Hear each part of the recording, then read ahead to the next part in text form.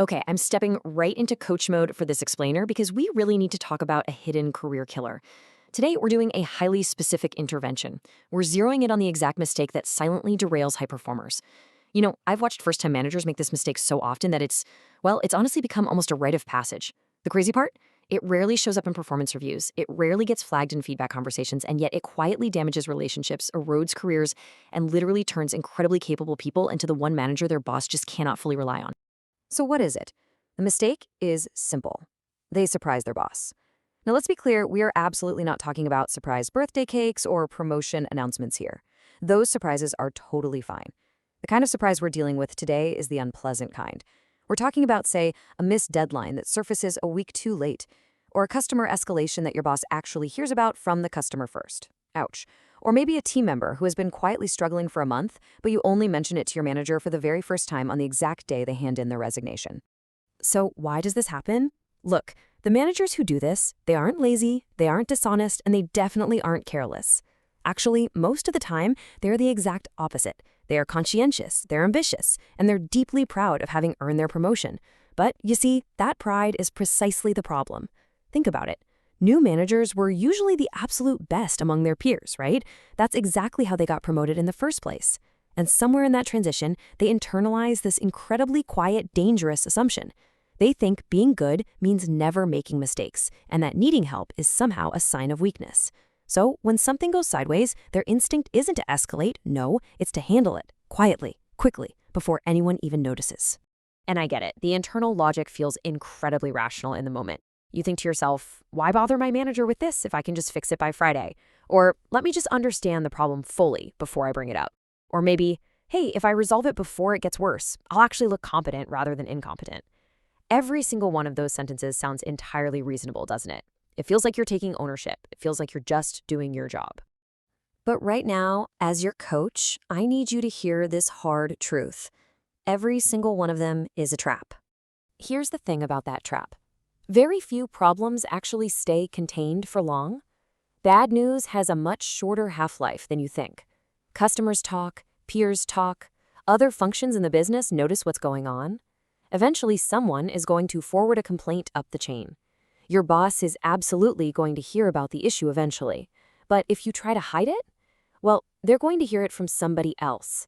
And crucially, they'll hear it without the vital context that only you can provide. At that point, two things have happened, and I've got to tell you, neither is recoverable in the short term. First, your manager has been completely blindsided.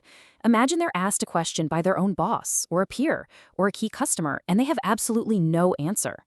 That is a deeply, deeply uncomfortable position to be in, and I promise you, your manager is going to remember it. Second, and this is where the real damage happens, they now have to wonder what else you aren't telling them. Trust isn't binary, it erodes in degrees. A single avoidable surprise can knock a massive chunk off it.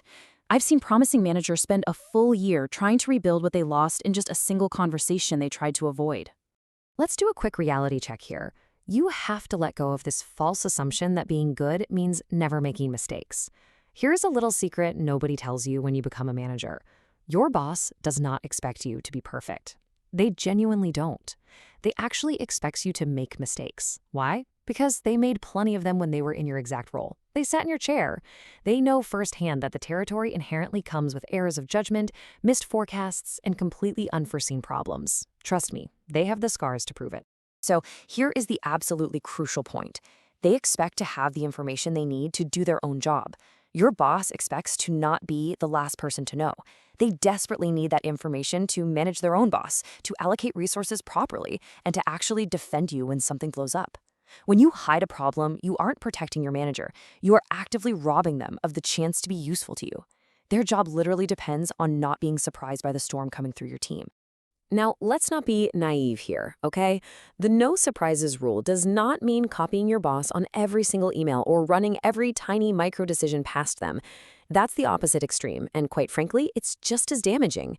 It signals that you can't operate independently, and it just floods your manager with this huge wall of noise that drowns out the real signal when it finally matters. The actual skill you need to master, and honestly, this is what separates good managers from great ones, is calibration. You need to learn what your manager genuinely needs to know about and exactly the timing they prefer. But when something does go wrong, Here is your exact playbook. We call this the 5-minute disclosure. When you walk into your manager's office or even just compose a quick message, structure it exactly around these 5 things. Number 1, what happened? 2, what the impact is on the team, the customer, or the business. 3, what you've already done about it. 4, what you need from them, if anything. And 5, when you will come back with an update. This structure is incredibly powerful. Why? Because it tells your manager you understand the situation rather than panicking about it, and it gives them the handles they need to either help you, defend you, or simply stay informed.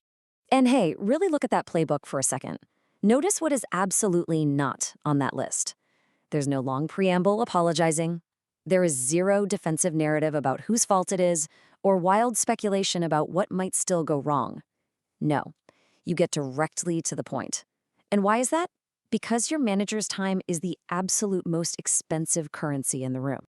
Now, we need to expand the scope of this intervention just a bit, because the no surprises rule isn't just about your own mistakes. It applies to literally anything your manager would want to know before someone else tells them. You really have to set clear boundaries on what else must be disclosed early to protect that trust we were talking about. To make it concrete, here are some exact examples of surprises beyond your own mistakes that absolutely require a heads up. A senior team member who is unhappy and likely to leave. A customer relationship that is quietly fraying behind the scenes. A project running over scope, even while the official status report still says green. A peer team you are in conflict with. And get this, even good news that affects other parts of the organization. I know, it sounds counterintuitive, right? But a big win you're about to announce, or a hiring offer you're about to make, deserves a heads up if there's any chance it might land on your manager's desk from elsewhere first. So, I want you to make this a weekly habit. Ask yourself, what does my boss most need to know that they don't know yet? Ask yourself this every single week. Spending just 5 minutes on that exact question, say every Friday afternoon, will literally save you a year of damaged trust down the line. Okay, here is the bottom line. Hiding a mistake to fix it first feels like you're protecting your reputation, but in practice, it does the exact opposite. The fastest way to build a reputation as a manager your boss can rely on is also, well, the most uncomfortable one.